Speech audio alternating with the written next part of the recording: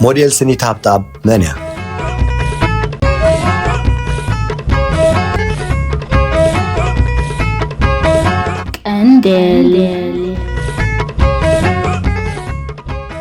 ኤርትራን ፈለማ ጊዜ ብመንገዲ ስኒት ኣብ ውድር ወይዘሪት ዓለም ትካፈላላ ነታ ኣብ ስድራ ቤታ ዘጋጠመ ብዶ ክትሃድመሉ ዘይኮነ ክትገጥሞ እያ መሪፃ ምርጫ ቆልዑ ስለ ዝነበረ ኸኣ ፀጋማ ስድራ ቤታ ክትፈትሕ ዝተበገሰትሉ ጉዕዞ ናብ ረብሓ ኣውዒላቶ ተመሊሳ ተውህባን ዓቕማን ፈቲሻ ናብ ዓለማዊ መድረኽ ክትድይብ ክትዕወትን ክኢላ ወይዘሪት ኣፍሪቃ 223 ዝኾነት ኤርትራዊ ስኒት ሃብታብ ተወልደ መድህን ስኒት ሓንቲ ካብቶም 5 ዝፈረየት ስድራ እንዳ ኣቶ ሃብታብ ወልደ መድህን ኮይና ካብ ማእከላይ መነባብሮ ዝነበሮም ስድራ ቤት እያ ኣብ 1999 ኣብ ኣስመራ ተወሊዳ ዓብያ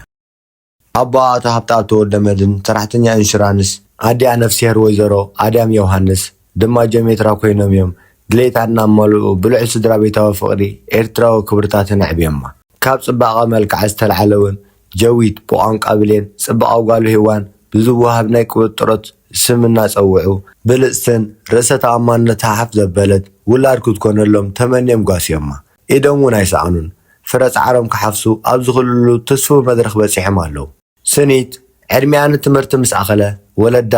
ዝኽፈል ከፊሎም ዝኣክል ሞራራ ስኒቖም ክሳብ ካልኣይ ደረጃ ትምህርታት ትዛዝም ኣብ ቤት ትምህርቲ ጥልያን ኣምሂሮማ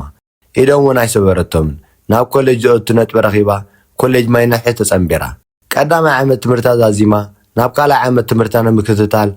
ኦፕላይድ ሳይንስ ከተጽንዕ ወሲና ኣብ መንጎ ግን ትምህርታ ኣቋሪፃ ናብ ስደት ስለ ዘምርሐት ኣብዚ እዚ ኣብ ሕቡራት መንግስታት ኣሜሪካ ክፍለ ሃገር ቨርጂንያ ትቕመጥ ኣላ ስኒት ኣሜሪካ ምስ ኣተወት ፀጋማት ናይታ ናይ ኦቲዝም ስንክልና ዘለዋ ሚካል ዝተሰመየት ምንኣስ ሓፍታ ንምፍታሕ ኔውሮሳይንስ ዝተባሃለ ዓውደ ትምህርቲ ከተጽንዕ እያ መሪፃ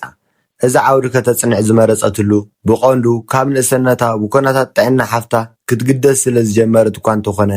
ጽጉማት ህፃናት ናይ ምሕጋዝ ባህሪ እውን ካብ ንእስነታ ስለ ዝነበራ ተማሂራ ነቲ ፀገም ናይ ምፍታሕ ልዑል ጥምሕዩ ኣበጊስዋ ኣብ ኤርትራ ከላ ስኒት ሃብታብ ኣብ ከባቢያ ዝነበሩ ክሳብ 30 ዝኾኑ ጽጉማት ህፃናት ኣኪባ ትሕግዞምን ስፖርት ተጻውቶምን ነይራ ናብ ደገ ምስ ከደት ከዓ ከም ኣደ ሓፍቲ መምህር ኣላይትን ኮይና ጽግምቲ ሓፍታ እናተኸታተለት ኣብቲ ዝለዓለ ምርምር ዝካየደሉ ዩኒቨርሲቲ ጆርጅ ሜይሰን ኔውሮሳይንስ ኣጽኒዓ ብቐዳማይ ዲግሪ ተመሪቓ ስኒት ጎኒ ጎኒ ትምህርታውን ከም ሚካል ሓፍታ ዝኣመሰሉ ስንኩላን ቆልዑ ብዓለም ደረጃ ቆልዓታን ሓገዝን ዝረኽብሉ ዕድር ንኽፍጠረሎም ብዛዕባ ፀጋማቶም ኣፍ ከይና ክትገልጸሉ ኣብ ዘኽእል ውድድር ቁንጅና ክትሳተፍ እያ ተበጊሳ ዕላማ ናይቲ ንፈለማ ግዜ ኣብ 2023 ንኤርትራ ወኪላት ዝተሳተፈቶ ውድድር ቁንጅና ኣፍሪቃ ኸኣ እዞም ኣእምሮኣውን ምዕባለኣውን ስንክልና ዘለዎም ቆልዑ መሰል ናይ ኩሉ ንኽረኽቡ እዩ ኣብቲ ውድድር ብምዕዋት ከዓ ወይዘሪት ኣፍሪቃ ሚስ ኣፍሪቃ ኮይና ኣብቲ ዓለም ምልኡ ዝረኣዮ ዝከታተሉን መድረኽ ደይባ ኣኽሊል ደፊያ ስማን ስም ሃገራን ብምፅዋዕ ባንዴራ ብምንብልባል ድማ ሓበንን ኩርዓትን ኤርትራውያን ኮይና ካብኡ ብዝመፅእ ዕድላት እውን ናይ ክብሪ ኣምባሳደር መንሽሮ ጡብ ክትከውን በቂዓ 178 ሰንቲሜትር ዝቑመታ ወይዘሪት ስኒት በዚ ናይ ፈለማ ዓወታት ተተባቢዓ ንኤርትራ ምስ ዓለም ንምፍላጥ ባህራን ንምንፅብራቕ ዝተበገሰትሉ ፕሮጀክት ቆላሕታ ዝረኽበሉ ዕድል ንምፍጣር ኣብ 2024 እውን ኣብ ውድድር ቁንጅና ዓለም ተሳቲፋ የግዳ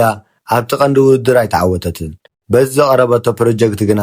ብሓገዝ ናይቶም ኣብ ደገ ዝቕመጡ ኤርትራውያን ምስ ቀዳሞት 10 ተሰሪዓ ናሓስ መዳልያ ተሸሊማ ኣብ ውድድር ቁንጅና ዓለም 2026 ንምስታፍ ግን ብሙሉእ ዓቕማ ተዳልያ ኣላ ውድድር ቁንጅና ዓለም 2026 ካብ 29 ናሓሰ ክሳብ 5 መስከረም 2026 ኣብ ቪየትናም ክካየድ እዩ እዚ ውድድር ካብ ኣብ ጽባቐ ዝያዳ ኣብ ስራሕ ወይ ኣብ እተቕርቦ ፕሮጀክት ዘድህብ ስለ ዝኾነ ምስ ዕላማን ራእይን ስኒት ዝኸይድ እዩ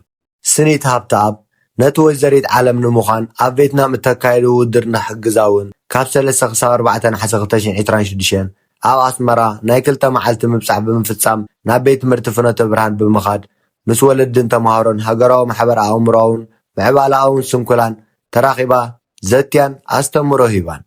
ብተወሳኺ ስኒት ምስ ማሕበር ዲዛይነራት ኤርትራ ኣብ ውድድር ቁንጅና ዝሳተፋ ደቂ ኣንስትዮ ኣብ ሆቴል ኢምፔራል ርክብ ብምግባር ተመክሮ ኣካፊላ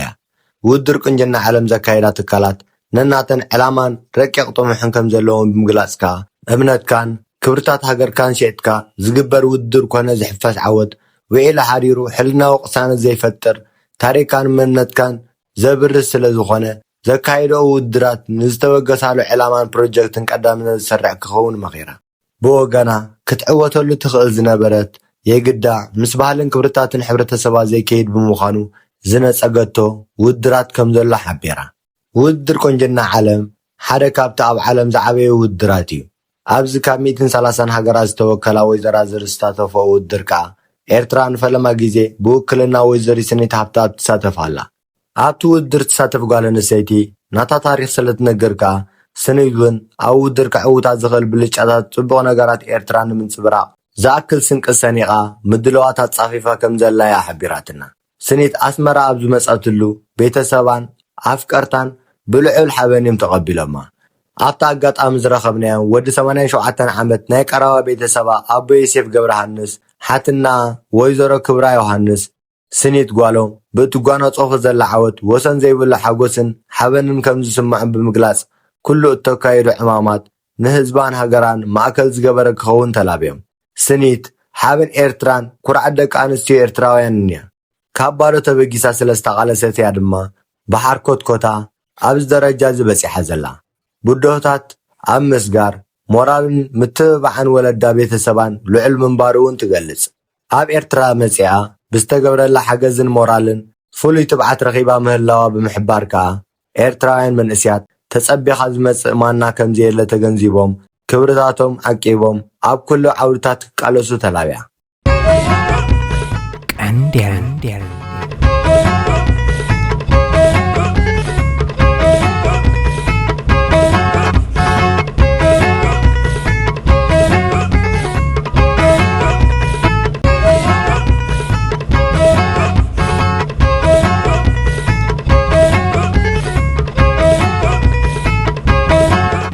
Dele.